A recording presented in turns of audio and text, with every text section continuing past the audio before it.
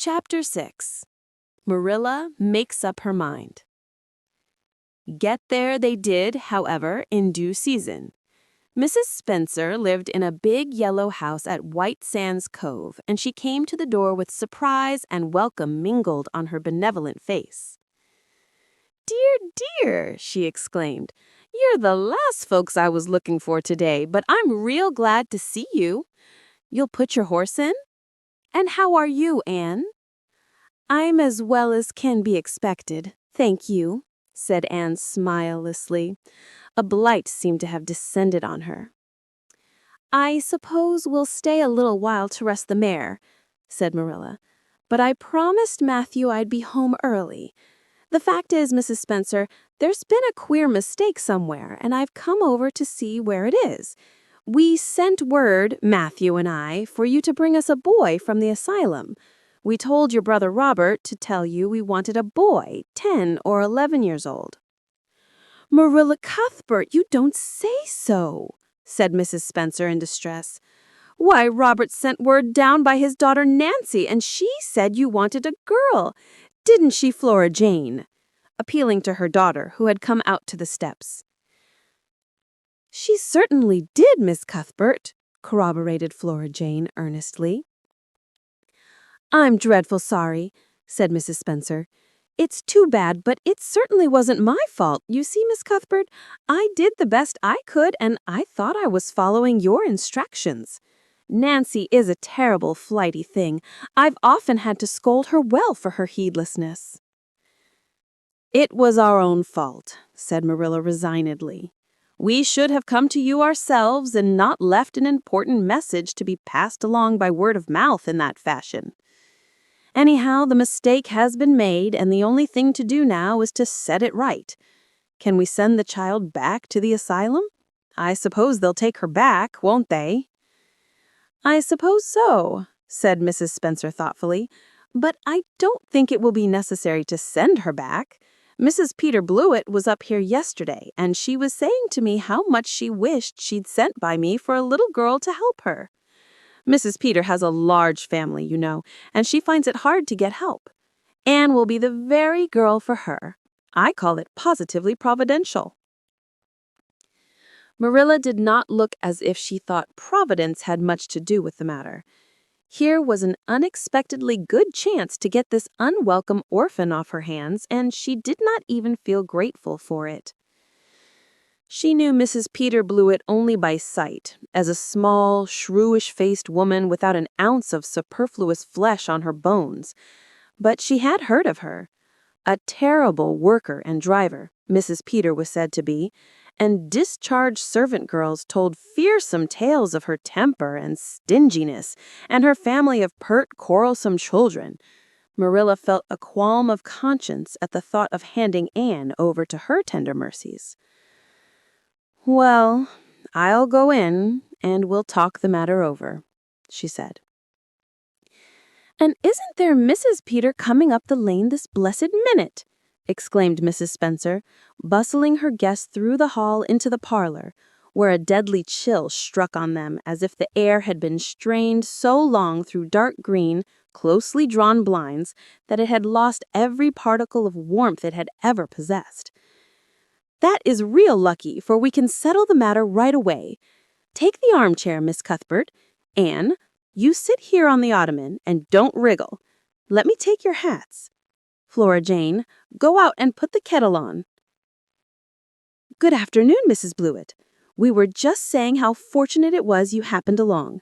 Let me introduce you two ladies. Mrs. Blewett, Miss Cuthbert. Please excuse me for just a moment. I forgot to tell Flora Jane to take the buns out of the oven." Mrs. Spencer whisked away after pulling up the blinds. Anne, sitting mutely on the ottoman, with her hands clasped tightly in her lap, stared at Mrs. Blewett as one fascinated. Was she to be given into the keeping of this sharp-faced, sharp-eyed woman? She felt a lump coming up in her throat, and her eyes smarted painfully. She was beginning to be afraid she couldn't keep the tears back when Mrs. Spencer returned, flushed and beaming, quite capable of taking any and every difficulty, physical, mental, or spiritual, into consideration and settling it out of hand.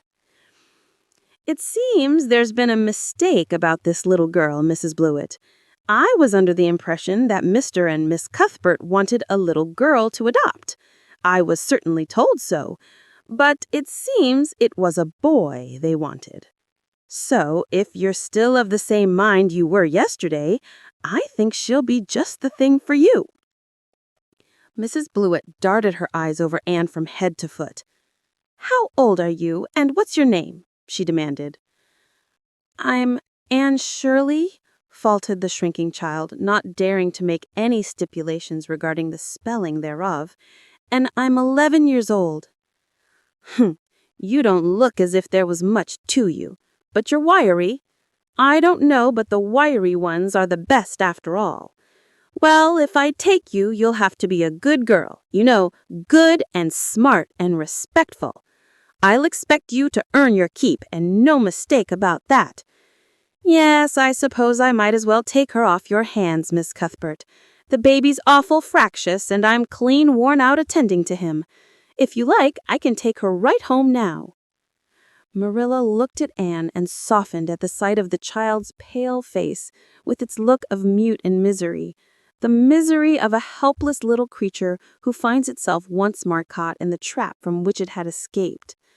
Marilla felt an uncomfortable conviction that if she denied the appeal of that look, it would haunt her to her dying day. Moreover, she did not fancy Mrs. Blewett. To hand a sensitive, high-strung child over to such a woman? No, she could not take the responsibility of doing that. "Well, I don't know," she said slowly. "I didn't say that Matthew and I had absolutely decided that we wouldn't keep her. In fact, I may say that Matthew is disposed to keep her. I just came over to find out how the mistake had occurred. I think I'd better take her home again and talk it over with Matthew. I feel that I oughtn't to decide on anything without consulting him. If we make up our mind not to keep her, we'll bring or send her over to you tomorrow night. If we don't, you may know that she is going to stay with us. Will that suit you, Mrs. Blewett?" "I suppose it'll have to," said Mrs. Blewett ungraciously. During Marilla's speech, a sunrise had been dawning on Anne's face. First, the look of despair faded out. Then came a faint flush of hope. Her eyes grew deep and bright as morning stars. The child was quite transfigured, and a moment later, when Mrs. Spencer and Mrs. Blewett went out in quest of a recipe the latter had come to borrow, she sprang up and flew across the room to Marilla. "Oh, Miss Cuthbert, did you really say that perhaps you would let me stay at Green Gables?" she said, in a breathless whisper, as if speaking aloud might shatter the glorious possibility. "Did you really say it, or did I only imagine that you did?" "I think you'd better learn to control that imagination of yours, Anne, if you can't distinguish between what is real and what isn't," said Marilla crossly. "Yes, you did hear me say just that, and no more. It isn't decided yet, and perhaps we will conclude to let Mrs. Blewett take you after all. She certainly needs you much more than I do." "I'd rather go back to the asylum than go to live with her," said Anne passionately. "She looks exactly like a gimlet." Marilla smothered a smile under the conviction that Anne must be reproved for such a speech. "A little girl like you should be ashamed of talking so about a lady and a stranger," she said severely. "Go back and sit down quietly and hold your tongue and behave as a good girl should. I'll try to do and be anything you want me, if you'll only keep me," said Anne, returning meekly to her ottoman. When they arrived back at Green Gables that evening, Matthew met them in the lane. Marilla, from afar, had noted him prowling along it and guessed his motive.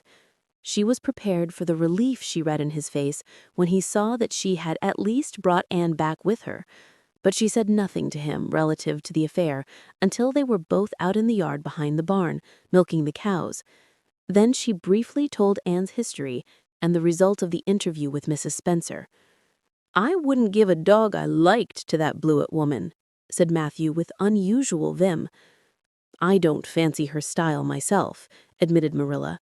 But it's that or keeping her ourselves, Matthew. And since you seem to want her, I suppose I'm willing, or have to be.